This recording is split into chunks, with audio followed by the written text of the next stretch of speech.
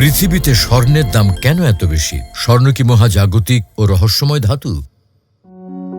আপনি কি কখনো ভেবেছেন পৃথিবীতে সবচেয়ে দামি ধাতু স্বর্ণ কেন? এর দাম শুধু বাজারে বেশি নয়, এর মূল্য মানুষের হৃদয়ে, ইতিহাসে ও বিজ্ঞানে সবখানেই স্বর্ণের এক অনন্য স্থান। কিন্তু আপনি জানেন কি, এই স্বর্ণ আসলে পৃথিবীর সৃষ্টির নয়। এর উৎপত্তি এই পৃথিবী ছাড়িয়ে ভয়ঙ্কর ও রহস্যময় এক জায়গা থেকে, মহাবিশ্বের অন্ধকার ও বিশাল বিস্ফোরণ থেকে। আধুনিক পদার্থবিজ্ঞানের মতে আমাদের মহাবিশ্বের শুরুর দিকে বিগ ব্যাং এর সময় হাইড্রোজেন ও হিলিয়ামের মতো হালকা মৌল তৈরি হয়েছিল।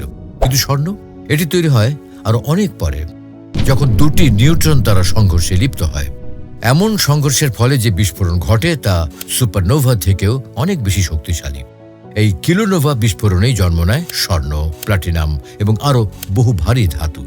এই মহাজাগতিক বিস্ফোরণের ধাতব কণাগুলো মহাশূন্যে ছড়িয়ে পড়ে এবং পরে গ্যাস ও ধুলার মেঘ হয়ে একত্রিত হয়। সেই মেঘ থেকে তৈরি হয় আমাদের সৌরজগৎ। তাই বলা চলে পৃথিবীর বুকের স্বর্ণ আসলে আক্ষরিক অর্থেই মহাজাগতিক ধাতু, অনেক দূরের কোনো নক্ষত্রের গর্ভ থেকে আসা এক প্রাচীন উপাদান। যখন পৃথিবী গঠিত হয়েছিল তখন এই স্বর্ণ তরল আকারে ছিল। উচ্চ ঘনত্বের কারণে এটি পৃথিবীর গভীরে নেমে যায়।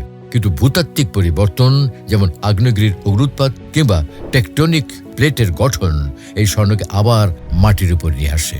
সেখান থেকেই মানুষ প্রথম চোখে দেখে সেই ঝকঝকে ধাতব দীপ্তি। এবার চলুন দেখি মানুষ কবে প্রথম স্বর্ণ চিনতে পারল। সুনির্দিষ্ট করে বলা না গেলেও ইতিহাস আমাদের বলছে, প্রাচীন মিশরে খ্রিস্টপূর্ব 3100 সালের দিকে ফারাওদের কবর থেকে স্বর্ণের অলংকার পাওয়া গেছে। ইরাকের উর শহর, সিন্ধু সভ্যতা, চীনের প্রাচীন অঞ্চল সবখানেই স্বর্ণের প্রাচীন ব্যবহার পাওয়া যায়। স্বর্ণ ছিল দেবতাদের উদ্দেশ্যে উৎসর্গ করা বস্তু, রাজাদের মুকুটের উপাদান আর জনগণের চোখে সৌন্দর্য ও ক্ষমতার প্রতীক। মানুষ তখন থেকে বুঝেছিল স্বর্ণ শুধু এক চকচকে ধাতু নয়, এটি এক মূল্যবান শক্তি। কারণ এটি সহজে নষ্ট হয় না, মরিচা ধরে না, আর তার রং, গ্লো ও উজ্জ্বলতা বছরের পর বছর, শতাব্দীর পর শতাব্দী একই থাকে।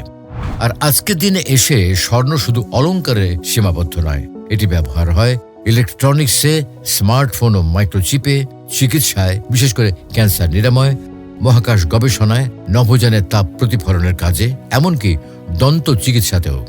বলা যায় আধুনিক বিজ্ঞানেও স্বর্ণ এক অপরিহার্য উপাদান। বিজ্ঞানীরা চেষ্টা করেছেন কৃত্রিমভাবে স্বর্ণ তৈরির।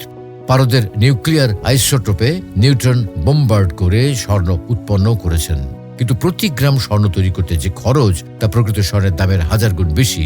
ফলে আজও আমরা প্রকৃতিতে মজুদ থাকা স্বর্ণের উপরই নির্ভর করি। বিশ্বে এখন পর্যন্ত মোট উত্তোলিত স্বর্ণের পরিমাণ প্রায় 21 লক্ষ মেট্রিক টন।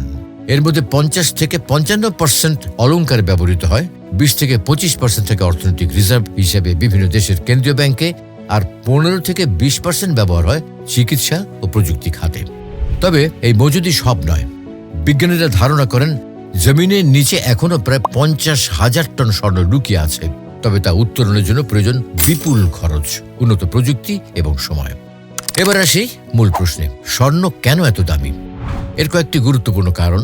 এটি দুষ্প্রাপ্য, তুলনামূলকভাবে পৃথিবীতে এর পরিমাণ কম, এটি মরিচা ধরে না বা নষ্ট হয় না, তাই শতাব্দীর পর শতাব্দী এটি অক্ষত থাকে। এটি চিরকাল দৃষ্টিনন্দন এবং সহজে চেনা যায়। এটি আর্থিক নিরাপত্তার প্রতীক, যার কারণে বিশ্বজুড়ে মুদ্রাস্ফীতি, সংকট বা যুদ্ধের সময় স্বর্ণের চাহিদা বেড়ে যায়। তাই অনেকেই স্বর্ণকে বলে থাকেন সেফ হেভেন অ্যাসেট, অর্থাৎ সংকটকালে অর্থের আশ্রয়। বিশেষজ্ঞদের মতে ভবিষ্যতে স্বর্ণের দাম আরও বাড়বে, কারণ পৃথিবীতে এর প্রাকৃতিক রিজার্ভ সীমিত হলেও মানুষের চাহিদা দিন দিন বাড়ছে। অর্থনৈতিক অনিশ্চয়তা, রাজনৈতিক অস্থিরতা এবং প্রযুক্তি উন্নয়ন সবকিছুই স্বর্ণকে আরও বেশি গুরুত্বপূর্ণ করে তুলছে। আপনি জানলে হয়তো অবাক হবেন, এমনকি আমাদের শরীরেও সামান্য পরিমাণ স্বর্ণ থাকে, প্রতি শরীরে প্রায় 0.2 মিলিগ্রাম।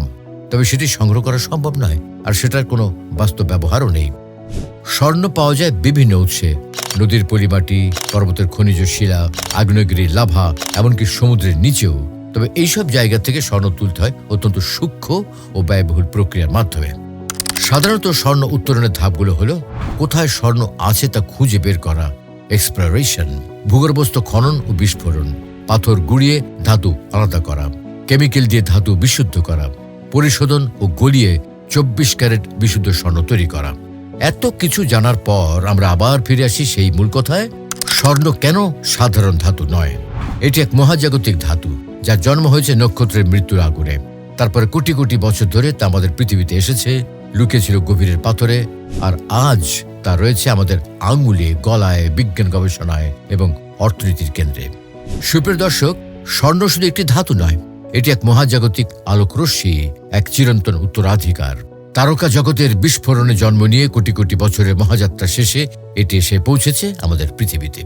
এই স্বর্ণ আমাদের মনে করিয়ে দেয় আমরা কেবল পৃথিবীর নই, আমরা মহাবিশ্বের উত্তরসূরি। তাই এই ধাতু শুধু সৌন্দর্যের প্রতীক নয়, এটি এক মহাজাগতিক বার্তা, এক বিস্ময়কর ইতিহাস যা চিরকাল মানুষের হৃদয়ে দীপ্তি ছড়াবে। আপনি যদি এরকম মহাবিশ্ব, বিজ্ঞান, ইতিহাস ও অর্থনীতিকে ঘিরে তৈরি আরও বিস্ময়কর গল্প জানতে চান, তাহলে অবশ্যই জ্ঞানের আলো চ্যানেলটি সাবস্ক্রাইব করে আমাদের সঙ্গে থাকুন। আল্লাহ হাফেজ।